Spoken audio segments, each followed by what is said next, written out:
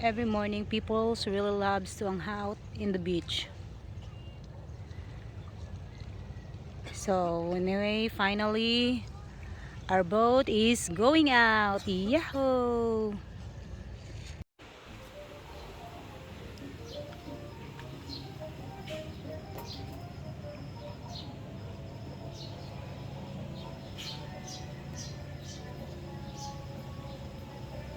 Good morning, everybody, from a brand new week, a Monday here in the Philippines. Nice, beautiful day. And today is what they call our opening salvo for our barangay for fiesta. They're gonna do a little boat parade out here this morning.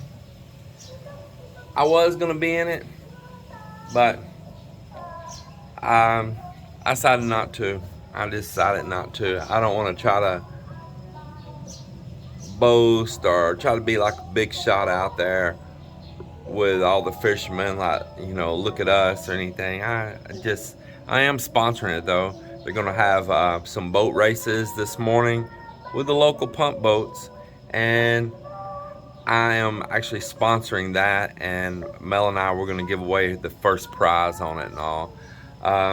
Mel's cooked up food here to go have breakfast with everybody down there this morning. That's the music you can hear. It's underway right now, so I really need to head down that way.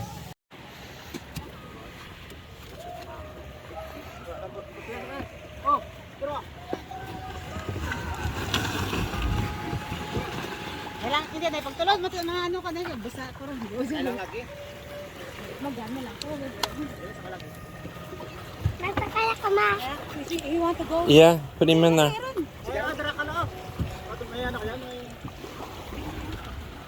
Who else? Who else gonna ride on there? You wanna ride? Go.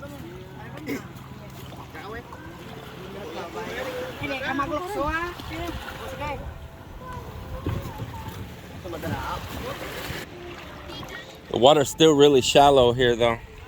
So there you go. It's a day of our opening salvo here in Namocon. So there's a bunch of people there want to see this parade, boat parade. And we're gonna go and join with the parade. So there you go, guys. So Pusoy is with us today, Nardo-san, and here you go, Tolilot, the Lollipop King. So there's the event gonna be held there. One of the resorts.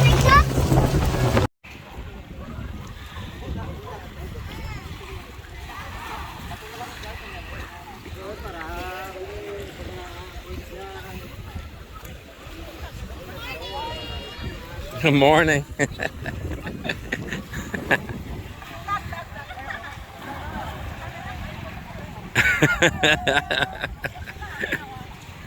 Good morning.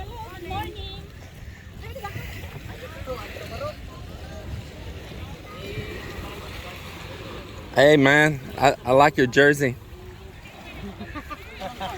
Yeah, I like that. I'm gonna buy me one.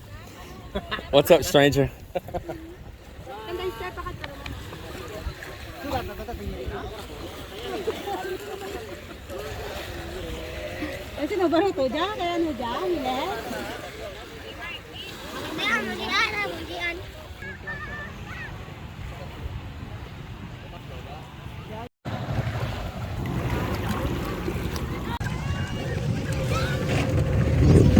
So finally, after waiting for half hour, the parade must be start now.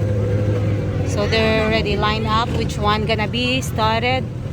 So there you go. So here's our muse.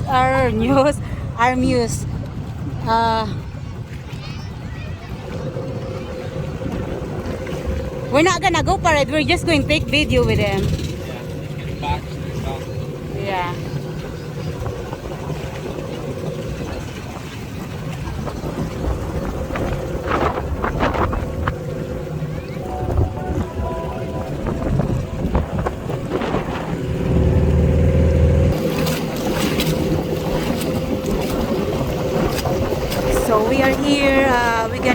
started the line in here, the boundary of our barangay, Namocon.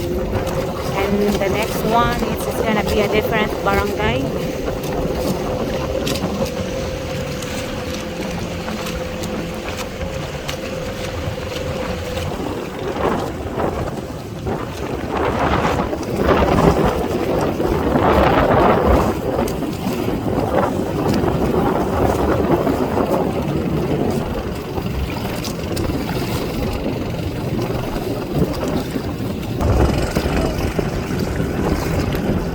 This is our first time happening here in Barangay Namocon that doing this fluvial parade.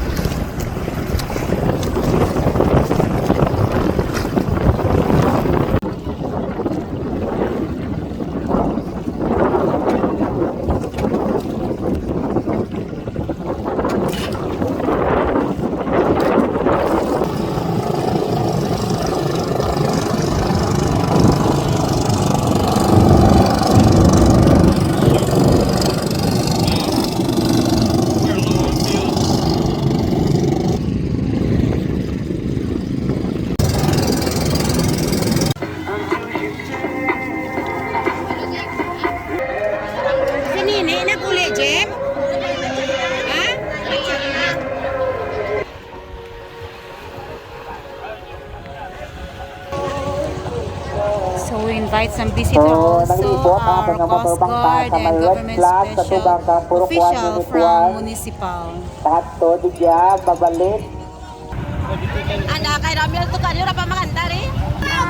People yelling and screaming because one of the boat there is not ready yet.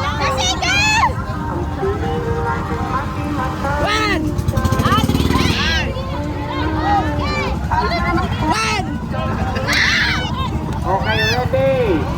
Okay, ready? Yes, yes! Ready? Okay. 5, 4, 3, 2, 1.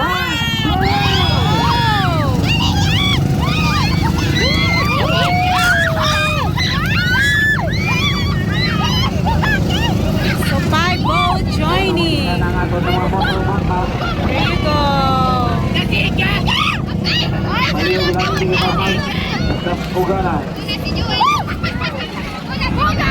Starting point, middle flag. Maligo, pakanto sa may Reynaldo nga flag.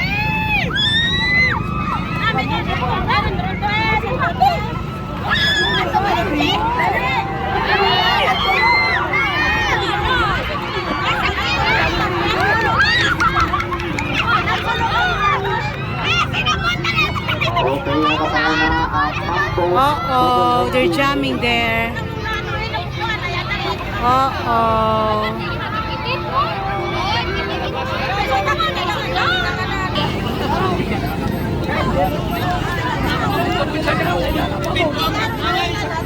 So I think they're not considered a winner anymore.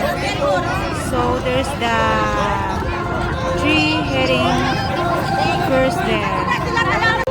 So right now while we're waiting who's gonna be the winner, so I'm gonna pick her again to their Kinilaw contest. So here's July. You joined to the parade earlier? You joining? Okay, I never seen you. Well, you look so beautiful. Sexy. Ah, whatever. So there's a winner there.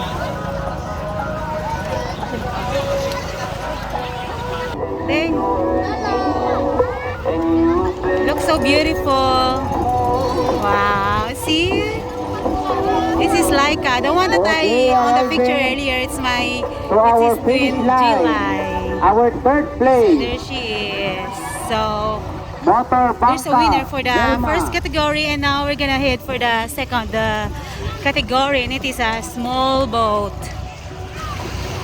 I'm gonna check it out. Who the one who gonna join on this category?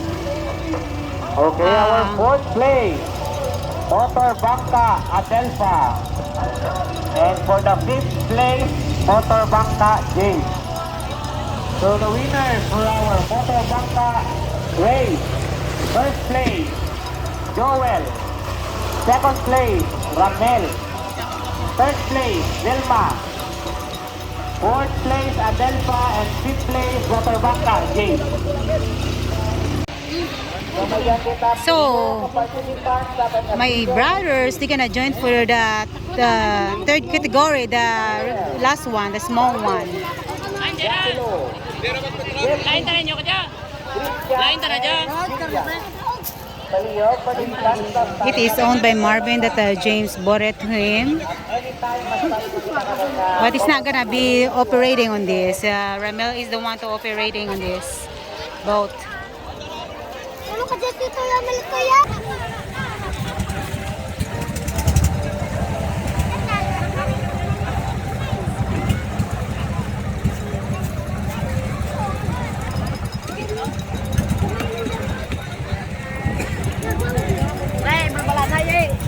Bangka race here in Namukon, Tigbawan.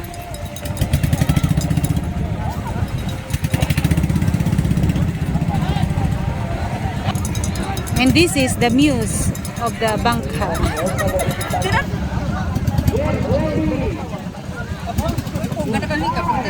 Nag-parade lang dalawa. Yes, mga model ra.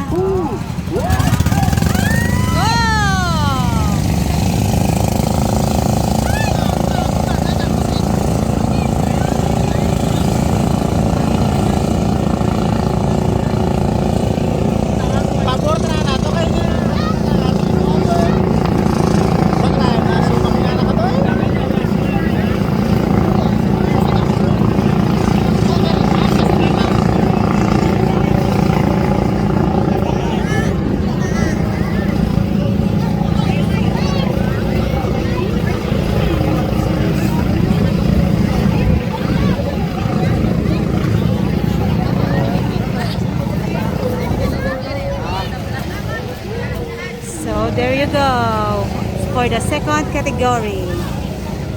Category B. And after this, you can see it for the category C.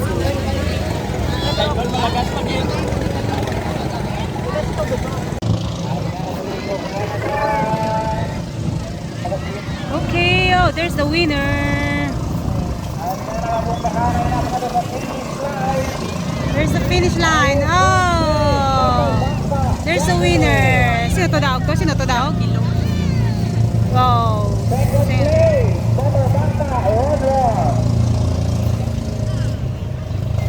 And it is the last one. Para na. Fourth place, Motorbangka. Motorbangka, Christian. So my two brothers, they're going to compete each other. So one a Marvin boat and the one there is a Miller boat. It is Miller boat, but my one brother the one gonna be operating it. It's Marlon. It's the father of the twin.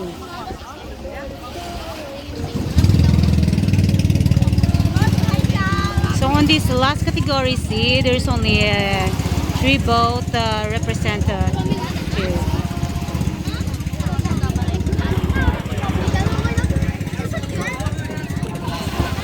So, girls, how it feels for the first experience for watching this? You like it? What? You like watching the fluvial parade?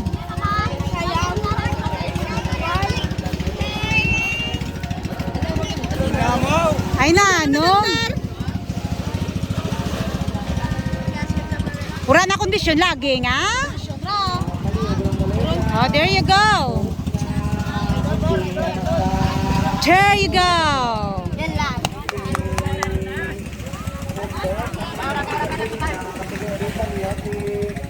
Sabi nito na dapat napakpot para karon sa finish line ito kita bangkuan ay. So sabi nga tiga kulina kategori na kinatakbo wa dito.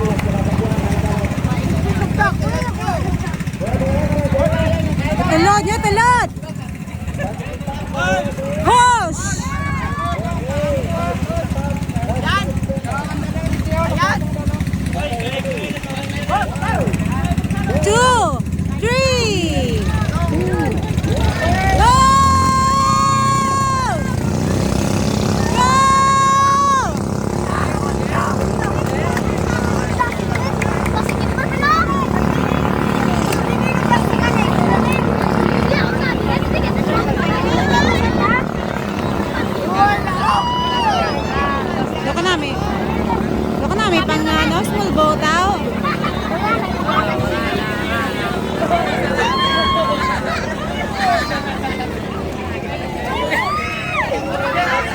Lots of people cheering.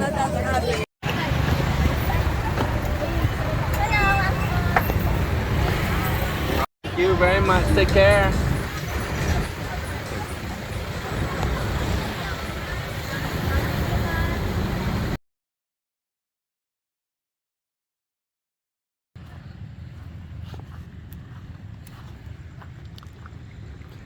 Well, it is super low tide out here, and I've got the boat anchored out. I've also got a line all the way to the shore. Little sandbar right here. Back up on the dry again. The boat's just sitting right there. There's my line going to shore. And make sure I got a good grip on this.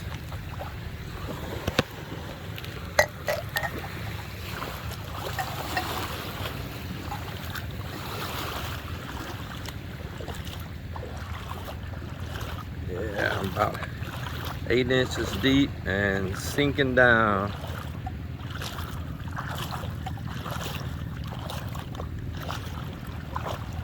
But the boat is floating because I see it bobbing around. Yeah, now I'm up above my knees. A few little jellyfish here. These are not harmful jellyfish. In fact, I like these little jellyfish. Got a couple floats tied off out here. Taking Melinda coffee cups and some instant coffee and little snacks out here. I'm gonna put it in here. Got this huge float. I guess the wind blew it upside down today. So I'm gonna bring the boat back ashore tomorrow afternoon.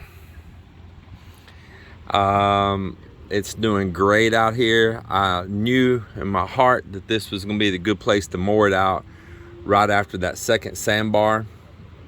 And it is, it's great. Even at the lowest tide that we get, which is right now, the boat's still afloat. It's not too far to walk out here to it. It's not too far to swim out here to it if it's high tide. And you can just follow that line going back ashore. Yeah, it's pretty nice. That's the house right up there. And as you can see, I've got a really bright light LED that shines right out here.